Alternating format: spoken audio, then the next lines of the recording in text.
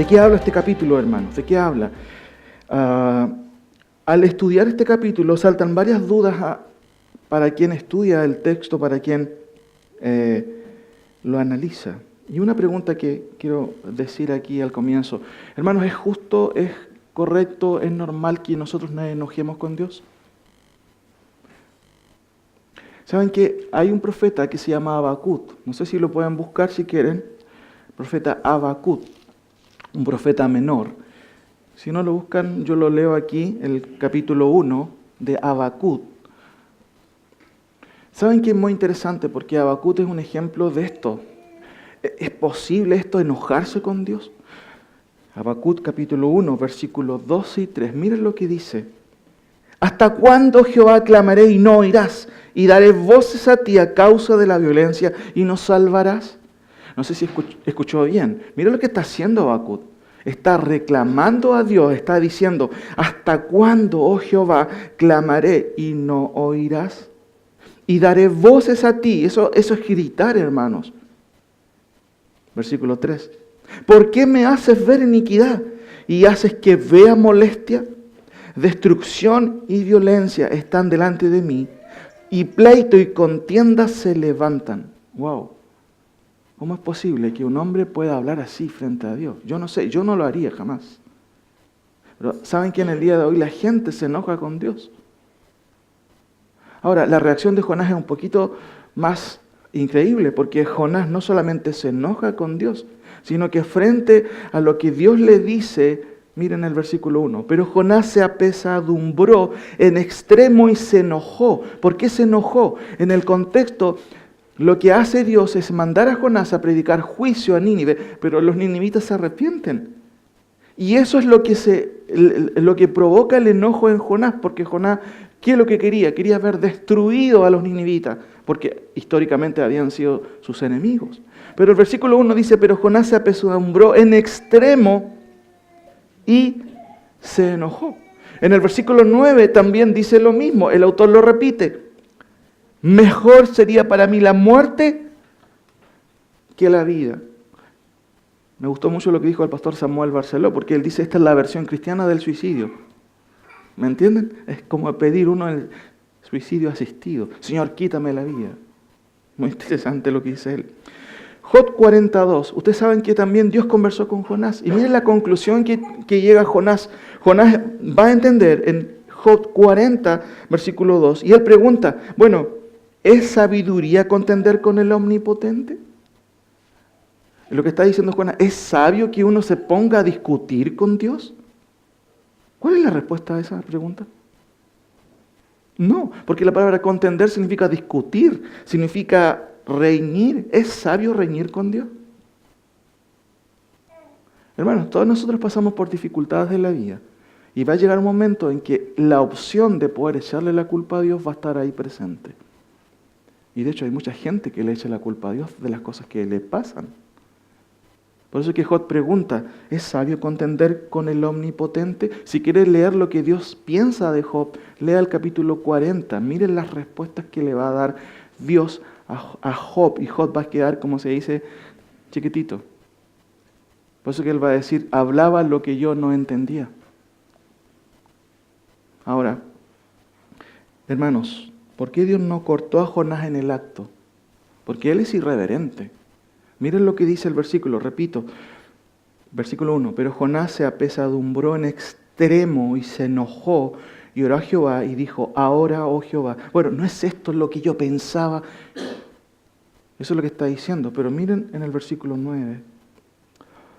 Dios prepara, ¿cierto? Vamos a ver ese versículo ahí.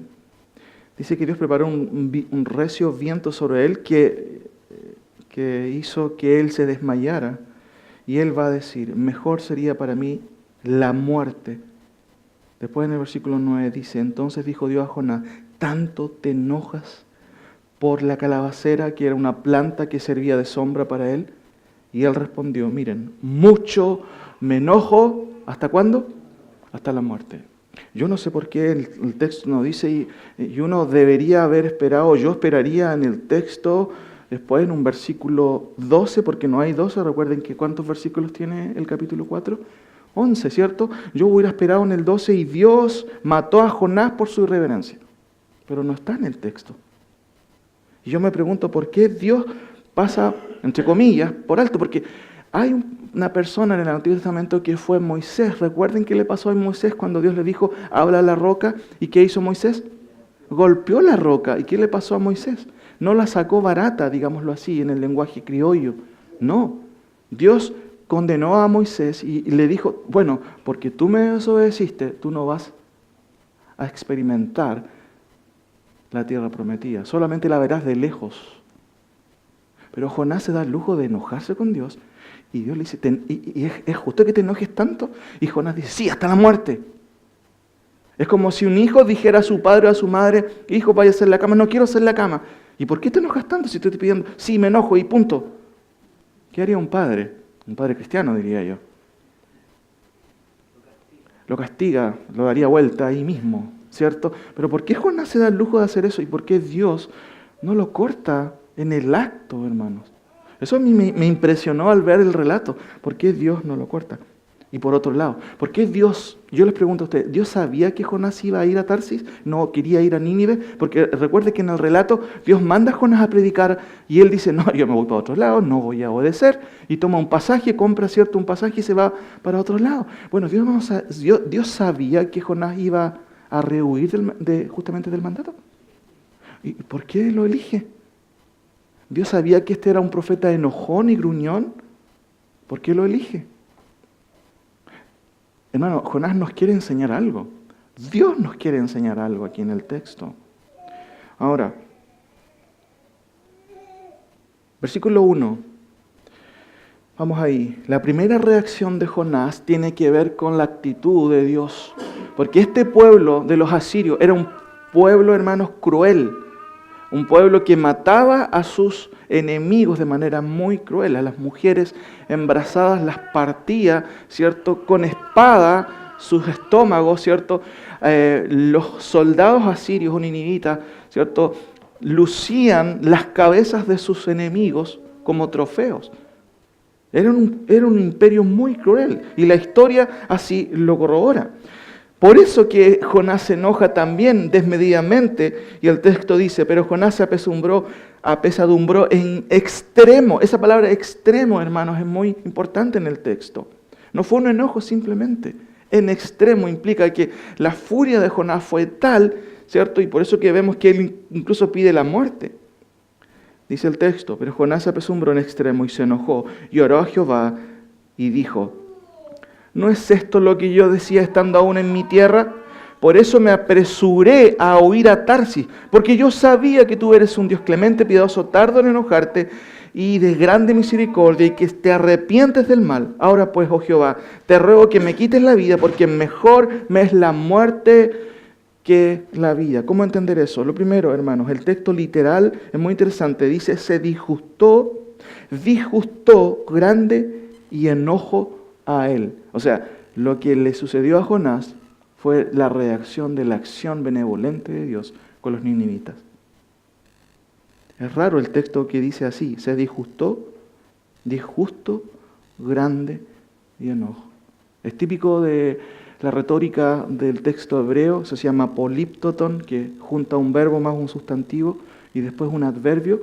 Es muy extraño, pero es la manera que subraya el texto la furia de Jonás. El texto lo traduce muy bien en nuestras versiones. Dice, y se apesadumbró en extremo y se enojó. Ahora, el enojo de Jonás, hermano, no fue un simple enojo. La palabra hebrea es harab y tiene la idea de estar caliente, ¿cierto? De estar quemado, de furioso, pero de cólera, de ira. Esa es la idea y se repite varias veces en este pasaje el término harat en hebreo. Ahora, ¿cuál es la idea, mis queridos hermanos? El versículo 2 dice lo siguiente. Y oró a Jehová y dijo, ahora, oh Jehová, ¿no es esto lo que yo decía estando aún en mi tierra?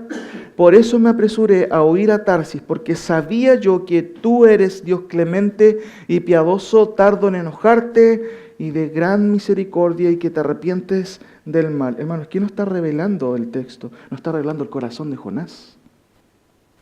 O sea, uno debería entender, ya, Dios tiene siervos, tiene profetas. Lo que Jonás debería haber dicho aquí en el texto es, qué bueno, Señor, que esta gente se arrepintió, necesitaba el perdón tuyo. Qué bueno que tú no los eliminaste y no los cortaste. Pero ¿cuál es la reacción de Jonás?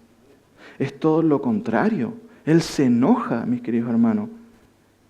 ¿Por qué este capítulo está aquí? Es muy extraño. ¿Por qué empieza el texto revelándonos que Jonás huye?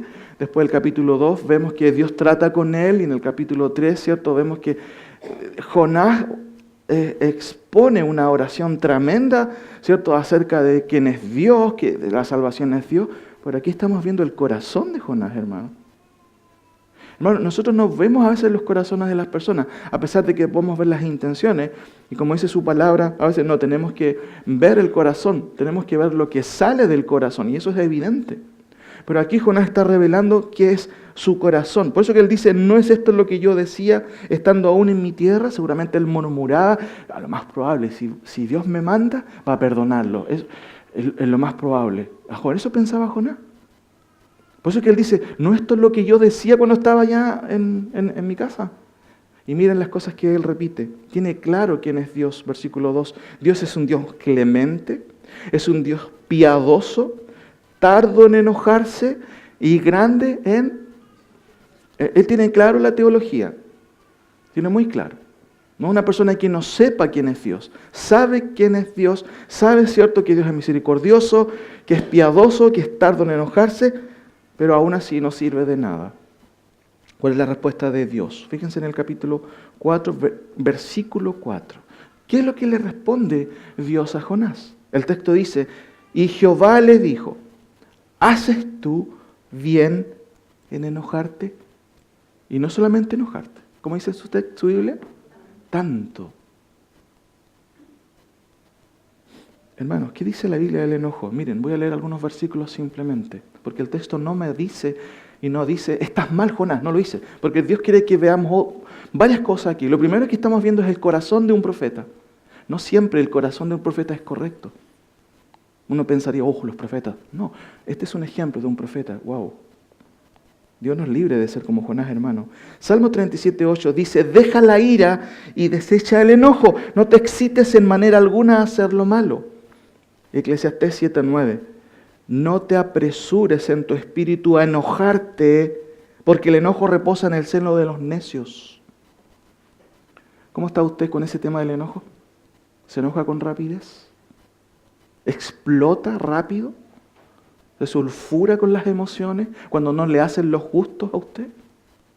Mira lo que dice Proverbios 22:24, otro versículo. No te entremetas con el iracundo, ni te acompañes con el hombre de enojos. ¿Qué es lo que está diciendo Salomón?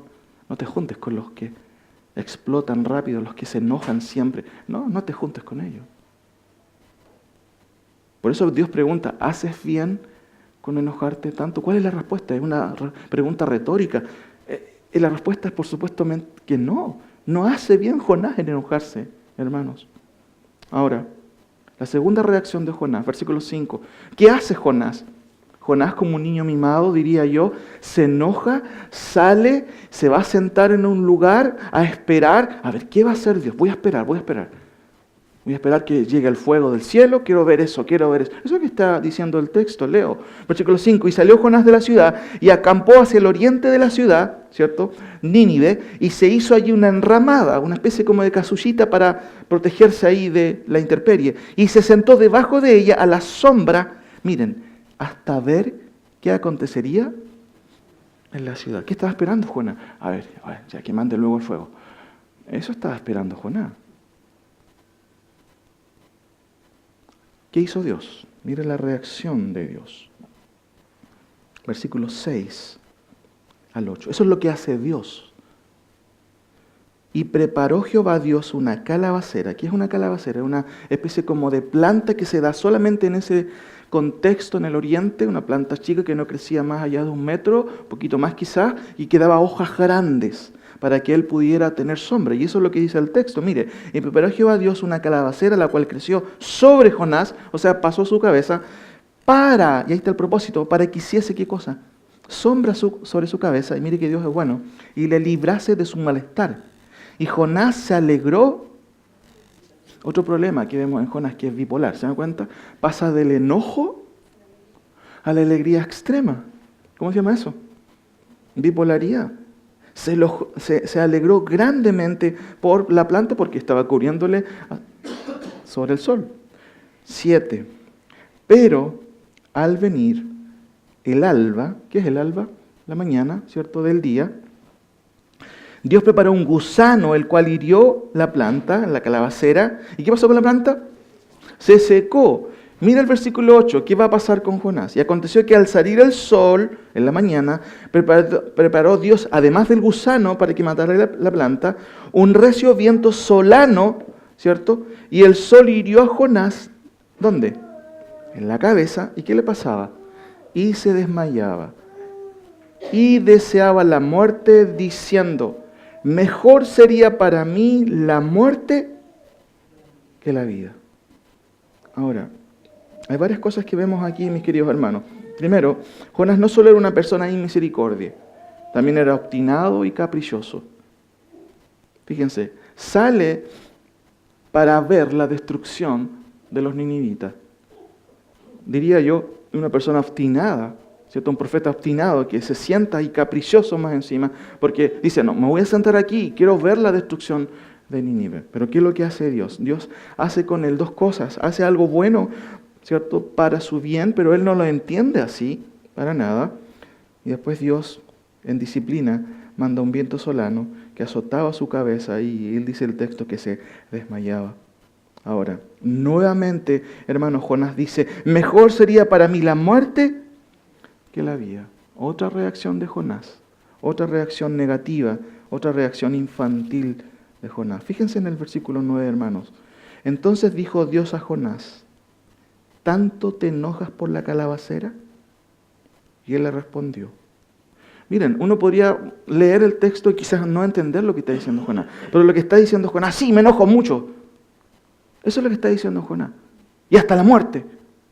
Podría agregarle, ¿qué te importa? No sé si no dice el texto eso, pero esa es la forma en que el texto hebreo está describiendo la emoción de Jonás. Sí, me enojo mucho y hasta la muerte.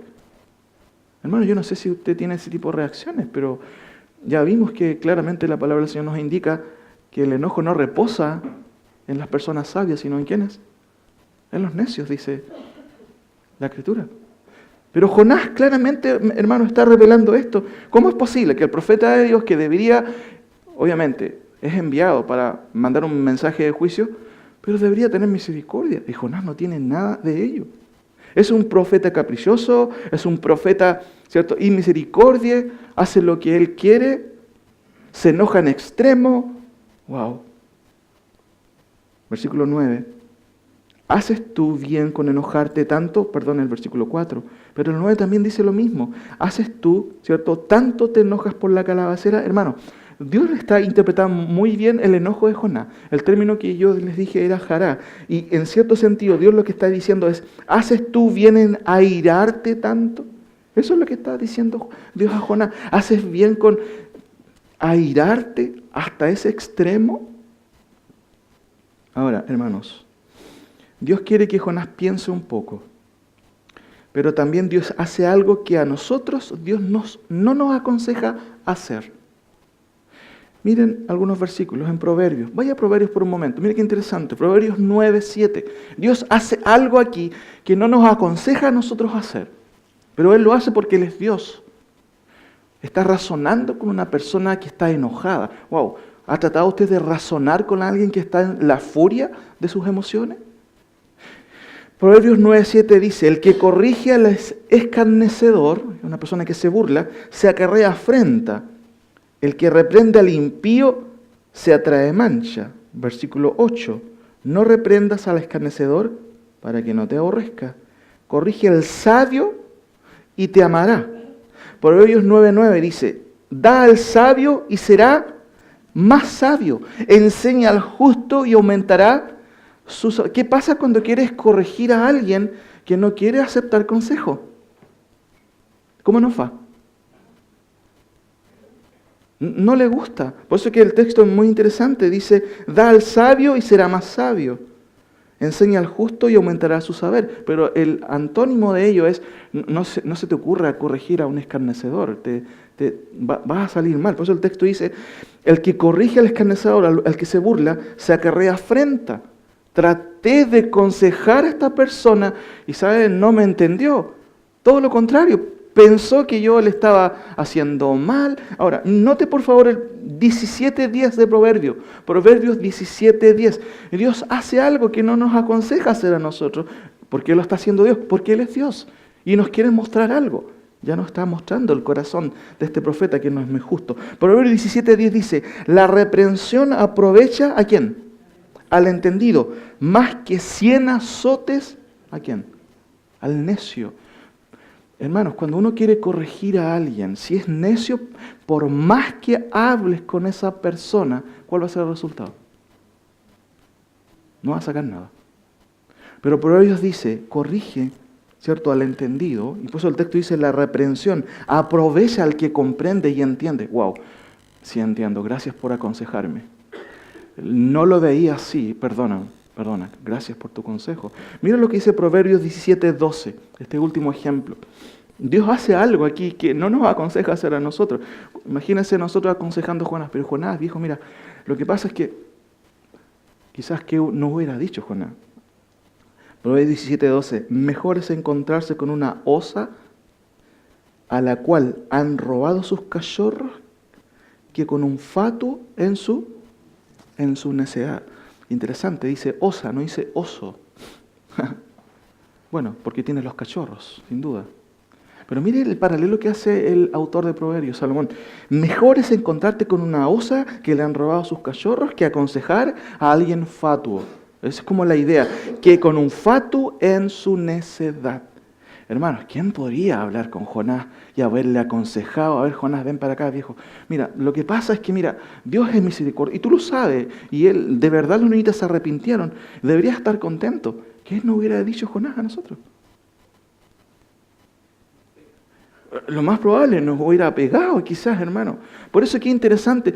Dios no nos aconseja aconsejar a alguien que es necio, alguien que no quiere aceptar el consejo de Dios. Mejor es decir, bueno, sigue tu camino. Por eso es que el tema de la consejería en la iglesia es muy complicado. No se trata simplemente de aconsejar a alguien. Porque muchas veces uno ve corazones y alguien puede decir, pero tú no puedes ver el corazón. ¿Cómo que no? El corazón se ve en las actitudes que tú tienes, en cómo tú te conduces. Ese es un parámetro muy interesante. No es que nadie puede ver mi corazón. Sí, tu corazón está brotando constantemente a través de tus actitudes y tus emociones, lo que hay en tu corazón. Ahora, el clímax pedagógico y teológico está aquí en estos versículos, versículo 10. Miren lo que hace Dios. Dios hace algo que no nos aconseja hacer a nosotros. Aconsejar a alguien que está enojadísimo. ¿Qué hubiera hecho la mamá de Jonás? Lo hubiera metido a la ducha, ¿cierto? Con agua fría. A lo mejor. Es un buen ejemplo. Pero obviamente este es un hombre maduro, hermano. Está conversando con Dios. Y miren lo que hace Dios. Aquí está el clima de la enseñanza también, aparte de que este texto nos revela el corazón de Jonás. Y dijo Jehová, estoy leyendo el versículo 10, ¿tuviste tú lástima de la calabacera en la cual no la trabajaste, ni siquiera la fuiste a buscar, no la fuiste a comprar, no la sembraste, ni la regaste, ¿cierto? Que en un espacio de una noche nació por milagro mío, y en espacio de una otra noche pereció. Y miren, el versículo 11 hay que leerlo a continuación sobre la marcha. Y no tendré yo, ¿qué cosa? Piedad de Nínive, aquella gran ciudad donde hay más de 120,000 personas que no tienen idea y ni saben discernir entre su mano izquierda ni derecha, hablando también incluyendo a niños. Y esto un poco puede ser irónico. Y también hay animales, Jonás. Hay animales. Hermanos, ¿cuál es la idea? Esto es muy interesante, porque la palabra lástima y la palabra piedad son la misma palabra en el texto hebreo. La palabra es hus y significa compasión, misericordia. Hermanos, ¿qué es la palabra compasión? Con compasión, son dos palabras interesantes. Tener, ¿cierto?, lástima por alguien. Misericordia, ¿qué es la palabra misericordia? Cordia o cardía es corazón. Miseria, ¿qué es? Es compasión por la miseria de otros. Dios tuvo algo que no tuvo Jonás, compasión por un pueblo malo, terrible, pero tuvo compasión por este pueblo. Por eso que el texto dice, y no tendré, eso es como enfático, y yo no tendré, ¿acaso Jonás compasión, piedad por Nínive? Hermanos, ¿qué estás enseñando el Señor aquí a Jonás? Y aquí voy a hablar un poco de las implicancias y las enseñanzas que tenemos. A lo menos veo varias implicancias, a lo menos 6, y quiero comentárselas. Primero, nuestras emociones, hermanos, reflejan lo que realmente domina nuestro corazón. Estúdiese, ¿se enoja con rapidez? ¿Cuáles son sus reacciones? Eso es lo que hay en su corazón. No maquillemos eso, hermanos. Nuestro corazón está escondido acá, muy adentro, pero las emociones reflejan lo que hay en nuestro corazón. La mayor parte de nuestros enojos, hermanos, son pecaminosos. Por eso Pablo a los Efesios dice en capítulo 4, versículo 31, quítense de vosotros toda amargura, enojo, ira, gritería y maledicencia y toda malicia. Dice, quítense ahora, sáquenlo de ustedes. Si yo les pregunto a ustedes, ¿ustedes se enoja con extremidad o pasa, digamos, un estándar que uno podría decir, wow, creo que se está pasando a la mano? ¿Se enoja usted de esa manera? La Biblia nos enseña, quítese de ustedes el enojo y la ira. Jonás es un ejemplo negativo y es increíble cómo él llega a enojarse hasta el extremo de decir, y me quiero morir. Hermanos, ¿qué refleja eso de Jonás? Nuestras emociones, lo primero, reflejan lo que realmente domina nuestro corazón. A veces las emociones, hermanos, dominan todo lo que somos. Un enojo, una molestia, nos domina, nos controla. No somos capaces de poder decir, basta, a ver, con esto. Mi mamá siempre me decía cuando estaba enojado, anda afuera, quédate debajo de un árbol, respira profundamente, cuenta hasta 30 y después vienes a conversar. Bueno, no sé si una receta que pudo haber funcionado bien, a veces sí, puede ser que sí, puede que no, pero hermanos, bíblicamente hablando, el remedio es quítense de nosotros toda ira, toda amargura y enojo. La amargura, hermanos, es algo terrible, porque se esconde en el corazón. Por eso que Jonás, miren qué interesante, ¿cómo uno puede entender que Jonás aquí está, wow, profeta de Dios, pero miren el corazón de Jonás? Es increíble. Y por eso que es increíble leer las Escrituras, porque las Escrituras no nos maquillan lo que realmente es el hombre. Nuestras emociones reflejan lo que realmente domina nuestro corazón. Segundo, Jonás tenía una teología espectacular, hermano, correcta. Fíjense en el versículo 2, dice, porque yo sabía que tú eres, ¿qué cosa? Dios clemente, Dios piadoso, tardo en enojarte y grande en arrepentimiento, grande en misericordia. Hermano, ¿Dios es así? Perfecto. ¿Cómo es la teología de Jonás? Precisa. Hermanos, tener una teología correcta no es sinónimo de tener un corazón correcto. Usted puede saber mucho de teología, pero si su corazón no es correcto e íntegro delante de Dios, no sirve de nada. Jonás tenía una teología correcta, por eso, como le dije yo, no es sinónimo de una actitud correcta. Ahora, hermanos, Jonás no era piadoso, no era recto ni compasivo, para nada. No había aprendido mucho de la misericordia de Dios. Sabía teóricamente que Dios es misericordioso, tardo en enojarse, pero su corazón está muy lejos de esa teología. Tercero, las experiencias traumáticas de la vida no siempre derivan en una correcta respuesta hacia el Señor. Jonás vivió una experiencia religiosa como nadie en sus días. Vuelvan un poquito, hermano, al capítulo 2.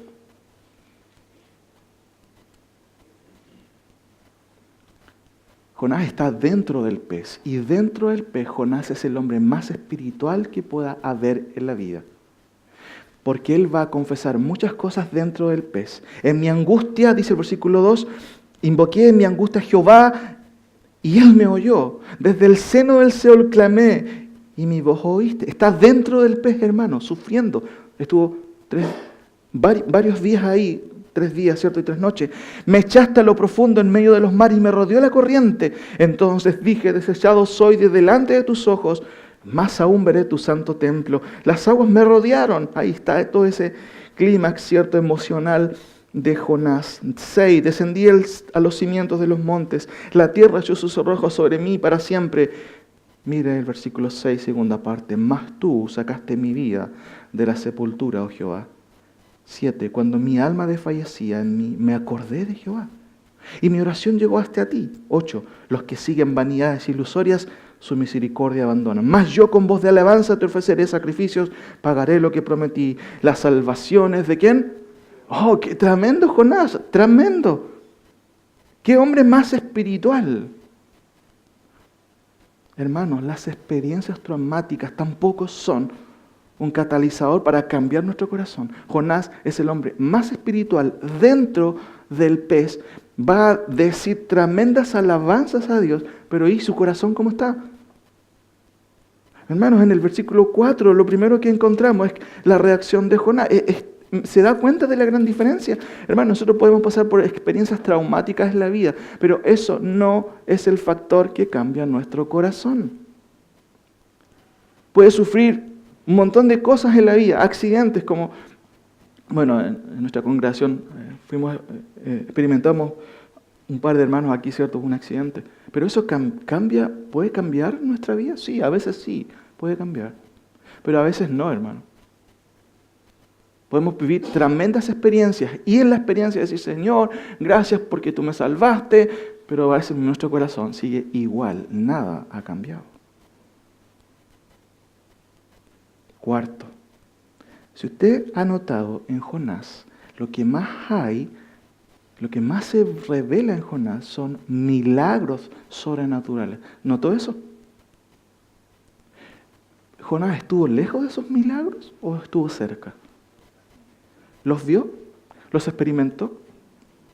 Y hermano, eso afectó su corazón. Hermano, usted puede ver millones de milagros, pero tampoco eso va a cambiar su corazón. Jonás fue testigo de varios milagros, a lo menos 10 milagros en Jonás, o en este libro nosotros notamos. Pero hermano, su corazón siguió igual. Tú puedes ver milagros todos los días. Aunque puedas ver uno solo, pero eso tampoco va a cambiar tu corazón. Por eso nosotros no vamos aquí a fomentar los milagros, no. A menos que Dios quiera sanar. Y Dios sana cuando Él quiere. Y lo hace, hermano. Oramos al Señor para que se haga esencialmente nuestra voluntad o su voluntad. Su voluntad, si Él lo desea, Él puede hacer milagros, hermano. Pero, hermanos, los milagros no van a cambiar el corazón de una persona. Ahora, yo les dije, ¿por qué Dios no cortó en el acto a Jonás? Porque Él dice, sí, me enojo y hasta la muerte. ¿Se imagina usted diciendo eso a Dios? Yo no sé, yo tengo temor a Dios, hermano. Yo tengo temor a Dios, creo que no haría eso. Pero ¿por qué Jonás hace eso y la saca barata? ¿Por qué Dios no lo corta en el acto? Bueno, hermano, este pasaje está aquí para revelarnos algo. El corazón de las personas es un corazón de un profeta. ¿Qué nos enseña este texto? Y quiero terminar con esto, explicando por qué este texto está aquí, por qué este capítulo oscuro del profeta Jonás está aquí. Nadie puede escapar del propósito de Dios, vimos en el primer capítulo, nadie puede escapar del tratamiento de Dios, nadie puede escapar del mensaje de Dios, ¿cierto? Tú puedes obedecer al mensaje y bien, obtienes salvación, pero si tú desechas el mensaje de Dios, te espera el juicio de Dios. Pero en este capítulo lo que estamos viendo, mis queridos hermanos, es que nadie puede escapar del escrutinio de Dios. ¿Qué es el escrutinio? ¿Qué quiere decir esa palabra? Es el examen de Dios. ¿Y a qué me refiero? Hay un principio teológico en todas las escrituras, hermanos, y es que Dios prueba a sus hijos. ¿Y cómo los prueba? Voy a leer algunos versículos. Salmos 11:5. El Señor prueba al justo y al impío, y su alma aborrece al que ama la violencia. Deuteronomio 8:2. Y te acordarás de todo el camino por donde el Señor tu Dios te ha traído por el desierto durante estos 40 años para, uno, humillarte, para probarte a fin de saber lo que había en tu corazón, si tú ibas a guardar o no el mandamiento de Dios. Mire lo que está diciendo Moisés, o Dios a través del profeta. Dios te trajo por el desierto y te hizo pasar hambre y humillarte, ¿para qué cosa? Para ver lo que salía en tu corazón. Hermano, no piense que las circunstancias que usted vive son ajenas y Dios no está ahí presente. Dios está examinando cada paso de nuestra vida. ¿De qué manera? En base a las circunstancias que vivimos. Dios prueba, hermanos, nuestros corazones claramente. Jeremías 17:10 dice, yo el Señor escudriño el corazón, pruebo los pensamientos para a cada uno según sus caminos, según el fruto de sus obras. Hermanos, Dios prueba nuestro corazón y a veces el examen nos sacamos una nota roja. Miren, les voy a dar un ejemplo de la mayoría de las veces. A veces nosotros no reaccionamos positivamente frente a las circunstancias o frente a los problemas. Pero miren, les voy a dar un caso muy interesante. ¿Se acuerda de José? ¿Qué le pasó a José? Sus hermanos lo querían mucho, ¿cierto? Ustedes conocen esta historia desde niño en la escuela dominical. El padre le hizo una casaca, ¿cierto? Columbia, y sus hermanos se picaron porque a él le hicieron ese vestido hermoso. Hermanos, ¿qué pasó? Les cuento solamente a modo de resumen. Fue odiado por sus hermanos, fue maltratado por sus hermanos, fue vendido, fue exiliado a Egipto. Fue acusado injustamente, recuerden, por la mujer de Faraón. Recuerden que lo que quería hacer la mujer, quería seducirlo, quería tener, ¿cierto?, algo con él. Fue acusado injustamente. ¿Qué pasó? Lo mandaron a la cárcel. En la cárcel conoce a un panadero, ¿cierto? Conoce a dos personas. Uno de ellos le dijo, recuerden que Jonás, Dios le dio un don especial, que era interpretar los sueños. Y él interpretó 2 sueños y a uno de ellos le dijo, cuando salgas no te olvides de mí, para que le cuentes al rey, para que él sepa que yo puedo hacer eso. ¿Y qué pasó? ¿Qué pasó con esa persona que salió? Se olvidó de se olvidó de José. ¿Cuánto tiempo estuvo Jonás aparte o además en esa cárcel? Hermano, estuvo 2 años esperando. ¿Qué pasa con José cuando realmente sale a la luz? Dios lo levanta, ¿cierto?, de ahí y lo llega a poner como segundo a bordo en el imperio egipcio. ¿Qué hace José, hermano? Si usted lee Génesis 45 o 40, va a ver la historia de José. Pero él en ningún momento va a inscribir o va a fundar el grupo de maltratados, ¿cierto?, por la injusticia de los egipcios. ¿Ves eso en el texto? Tampoco va a exigir con protestas que lo pasó mal y va a exigir, un pago por el exilio, nada de eso. Hermanos, miren qué interesante. El ejemplo de José es tremendo, porque de su boca va a salir lo siguiente cuando él se revela a sus hermanos. ¿Hubo lágrimas? Sí, hubo lágrimas. Recuerden ese tremendo y gran pasaje en el capítulo 40 de Génesis, cuando él se revela a sus hermanos. Hay un llanto desde el corazón. Pero miren lo que sale de su boca, no sale odio, no sale enojo. Él dice en el versículo 2 del capítulo 45, vosotros pensasteis mal contra mí, hablando a sus hermanos, mas Dios lo encaminó a bien para hacer lo que vemos hoy, para mantener en vida a mucho pueblo, a su pueblo, hermano. Hermano, no sé si entiende la reacción de José. José tenía razones para haberse, enojado con sus hermanos, haberlos mandado a matar en el acto. Ustedes me engañaron, ahora es la mía. No.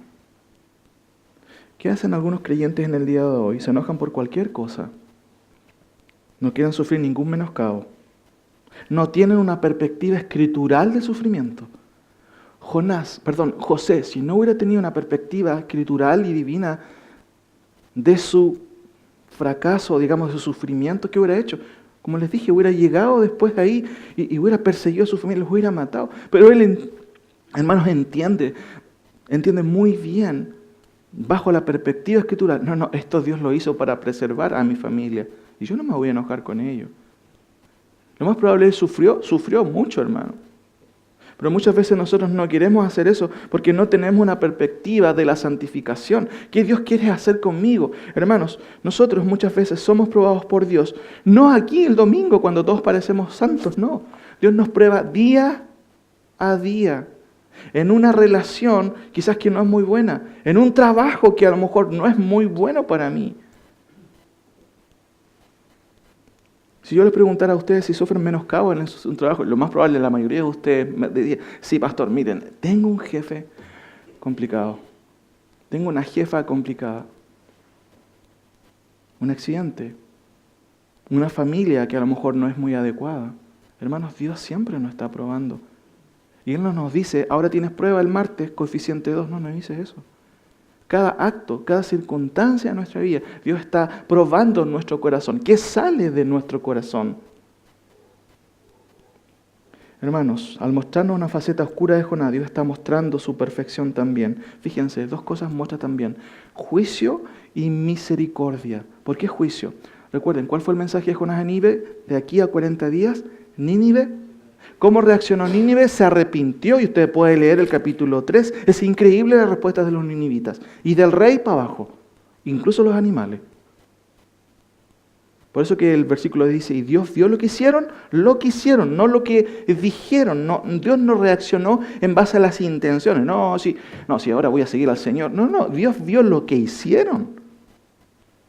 Son los hechos lo que determinan realmente nuestros cambios, no la intención de nuestro corazón. No, si ahora te voy a seguir, Señor.